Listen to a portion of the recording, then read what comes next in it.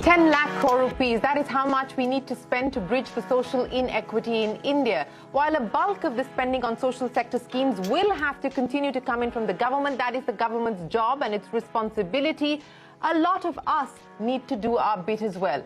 CSR initiatives, philanthropy and small contributions from the general public will alleviate some of this inequity. I want to bring your attention to philanthropy specifically because India's rich are not giving enough.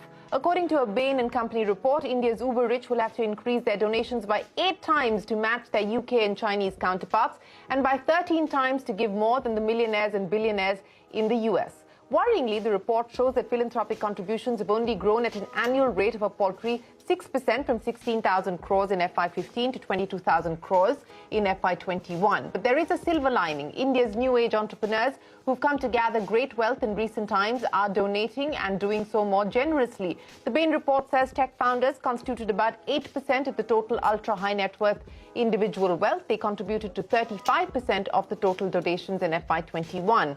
And there seems to be scope to do much more. The IIFL Wealth Hurun India 40 and Under Self-Made Rich List 2022, released just yesterday, saw 14 new entrants, all of whom are startup founders. The cumulative wealth of the entrants in the list has increased by 11% in comparison to last year, currently standing at 1,84,000 crore rupees. A reflection of this trend can be seen in the Young India Philanthropic Pledge. It's an initiative for Indians below the age of 45 with a net worth of over 1,000 crore rupees to publicly pledge 25% or more of their wealth to philanthropy. As part of its first project, YIPP has joined hands with the Bill and Melinda Gates Foundation to provide a funding of 50 crore rupees over a period of 3 years with the aim of modernizing government schools in rural Karnataka. The Young India Philanthropic Pledge is an example of shovel-ready and fully designed vehicles for giving that Bain suggests in its solutions to help India's rich give more.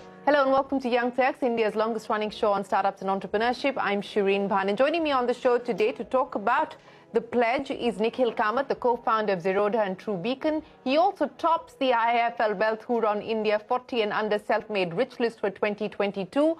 Also with us, Prashant Prakash, co-founder and partner at Axel India, Amitabh Shah, the founder of Yuva Unstoppable, and Arnav Kapur, the lead philanthropic partnerships in India and South Asia at the Bill and Melinda Gates Foundation. Gentlemen, appreciate you joining us here on the program. Nikhil Kamath, let me start by talking to you because you've topped that list.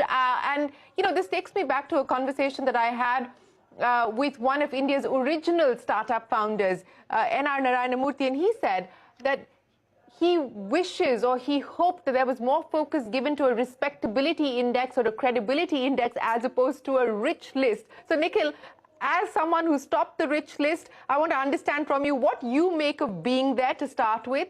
And on the pledge itself, what made you want to sign up for this? Yeah, so Shireen, firstly, it's virtual money, right? I mean, I think most people have to come to terms with the fact that valuations are extrapolated based on income of today and, probably like kind of considering what the future might be. I don't think that's real money. I don't think we pay too much attention to valuations and lists like this. The reason we started YIPP along with Prashant, Amitabh and a bunch of other friends from Bangalore is we recognize how lucky many of us have been by virtue of being in Bangalore, by virtue of having an ecosystem where companies like us could thrive. Often, people take credit for the success they've had in their lives, but we were cognizant to the fact that there were many moving factors which worked out for us. We had a bull run in India for the last 10, 15, 20 years. All of this has come together to allow us to, flourish in our own way in whichever industry we might be a part of. Education, we believe, together as a group, is the one criteria that takes away the divide between people who have gotten lucky and people who haven't. And for the underprivileged of today or people who have not had access to what the affluent might have had, we felt for the very first project, the right way to go about it might be to improve government colleges, improve educations and institutions where access is provided to all. Hence, we started this project, and I think we conceived this maybe about a year and a half or 2 years ago, and we've been very lucky to have found the Bill and Melinda Gates Foundation, Arnav is here today. They came along and they kind of aided us in this project, and they've kind of like also supported us in the future projects that YIPP is coming out with. But all in all, we're really kicked that this project has finally taken off. And I feel it will make a significant impact to those 200 or 300 schools that we are trying to change. And the quality of education in each one of these institutions will probably change significantly for the better. Well, that's good to hear, Nikhil. And yes, I think access to good quality education can be, to a large extent, at least an equalizer, help bridge the wide gap that we see between those who have access to education and those who don't. But Arnav, I want to understand from you, the learnings of what you bring to the table from the Bill and Melinda Gates Foundation, from the Giving Pledge that now, of course, has people signing up from around the world for years now, and how you intend to take that forward as part of what YIPP is trying to do. The Young India Philanthropic Pledge coming up together, it could play a critical role in the large-scale philanthropy in India, which we look at. I think from our perspective, where we've been working, with Nikhil, Prashant, and the team, how we can bring in the technical expertise on the education side, that we primarily work in the US and we work with, Ashish and CSF in India. How can we focus on systems change? How can we look at improving outcomes, focusing on foundational learning and numeracy, primarily focusing, on the ages of between 3 to 8, which is a large, important area, and also the new education policy, which the government has come out with it, looks at. I think from a larger Giving Pledge perspective, so, as you're aware, this was an initiative started 12 years back in 2010 when Bill, Melinda, and Warren came together. At that point of time, it was about 40 people who joined the pledge. And, fast forward now 12 years, we have about 236 pledges from about 28 countries. And if you will look at the trajectory, over the last 12 years or so, we're seeing more people at a younger age who are joining, the Giving Pledge. About 15% of the signatories are under the age of 45. Some examples, would be Mark Zuckerberg, Brian Chesky, Melanie Perkins from Canva. So it's very broad-based, very global in that sense. So, very enthused about YIPP and the potential that it could have, for the large-scale philanthropy and improving the various social and development outcomes in the country. Well, Arnav, thanks very much for giving us the global context as well. And I want to take this conversation now to Prashant. Prashant, as Nikhil pointed out, it's been about a year and a half in the making of getting people to sign up for the YIPP, take the pledge. But what was that conversation like when you got together to try and mobilize support, to try and mobilize this group? Take me through the conversations that happened. What were some of the concerns, if any? Did people have concerns about the fact that will we really be able to make an impact? Or did they want to understand how this money was going to be used, what it would be, what it would mean for the ecosystem? Take me through those initial conversations and how it got started. Shereen, thank you for bringing focus on this really important topic of people starting early in their giving journey. So I think being in Bangalore, we've been fortunate that we have a lot of role models of people like Nandan who started maybe slightly later in their career in terms of active philanthropy. So really the conversation started with me and Nikhil saying, this generation is experiencing so much of wealth and the ability to have that little bit of that disposable income to disposable wealth to give away. So we said, how do we catalyze this? And again, we've been very fortunate that somebody like Nikhil, a self-made billionaire, happened to be in Bangalore. So we said, let's keep it simple. Let's not try to do yet another NGO, right? So that's when we thought, the Gates model was really nice, because you then become more of a kind of a catalyst or a conduit to get people to participate in any form of giving. So the So we really said it has to be sector agnostic, right? So we're starting with education, but tomorrow we could add environment, we could add something in health and so on.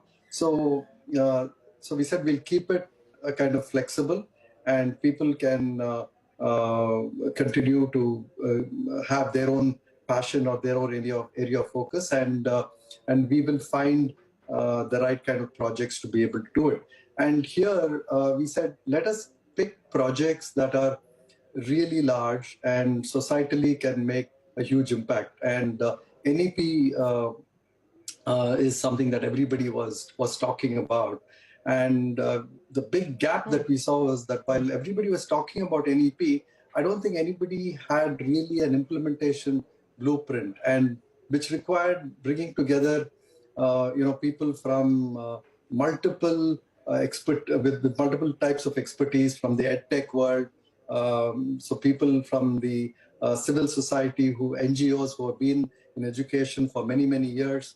So what we were able to do is actually take that platform approach. So that's the value add that we said we should be able to do, is bring this platform approach to NEP, and so this whole combination of existing old world NGOs, the kind of the new world attitude of startups and edtechs, and of course, the ability of some of us to navigate the government ecosystem. So can we bring all of this together and accelerate a blueprint or a kind of an at-scale prototype for NEP that can be replicated, and something like NEP can become a reality in maybe 3 to 4 years in our country, and not take 5-10 years. So acceleration, so starting early, accelerating this kind of a change, and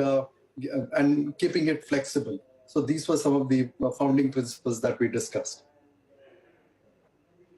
Well, that's good to hear, a platform approach to try and accelerate the movement of the national education policy. That's the NEP that Prashant is talking about. But, let me bring Amitabh in, because in many ways, Amitabh was the catalyst of getting this group of people together here on the program, Young Turks, when we spoke a couple of days ago, and we decided that this is something that is necessary. It's important to put the spotlight on this. So, Amitabh, thanks very much for doing that. It started in Bangalore. The idea now is to make this a nationwide movement. Take me through what the plans are as far as YIPP is concerned.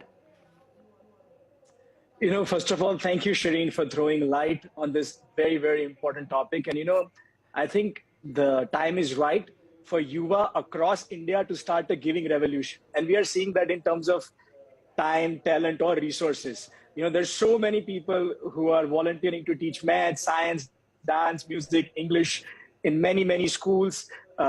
We see tons and tons of social activism happening, led by young people across the country. I think I want to share a small story about this girl, Samiksha Dubey from Bihar. She's a second-year BCom student. Her father passed away about 8 years ago. Her younger sister, unfortunately, has to go on dialysis. Her younger brother is in 11th grade and wants to become a doctor. Her mom works in 4 different households right now to make ends meet. And Samiksha was one of our scholarship students at UA Unstoppable. And I asked her, how do you stay positive? How do you stay upbeat? And she said that I teach 3 girls in my neighborhood at least 6 hours a week, maths and science, because that is some way I can contribute. That makes me feel good about myself. That gives me confidence. And I thought, if someone like Samiksha can contribute so much, given the background she has, India is shining with unicorns. India is shining with exceptional investors like Prashant Prakash. We've got the wisdom to draw from Gates Foundation. Why can't we mobilize young people, not just in Bangalore, but across the country, who have done well? And not just people who have done well themselves, but also people who have inherited wealth. So we have people like Ravi Pai from Century Group, who's a part of this, who's very, very keen on giving back. And what I've realized is that when you make giving back something cool to do, what Nikhil, Sujit Kumar of Udan and a lot of us are trying to do, people join hands. And if there is a sustainable, measurable impact that they see, I think it becomes a lot easier. So soon, Shereen, and you are also quite young. We would love to have you as a part of the YIPP team in some way to mobilize more young people to give back. We definitely see this spreading to Bombay, Delhi, Ahmedabad. Unfortunately, the net worth threshold I won't ever meet, Amitabh. Well, we are going to induct people from all walks of life who care, who are compassionate, and believe in building a stronger India. And you definitely qualify there. We all bring in different skills. I'm from the NGO sector, so I'm a part of it. So why not?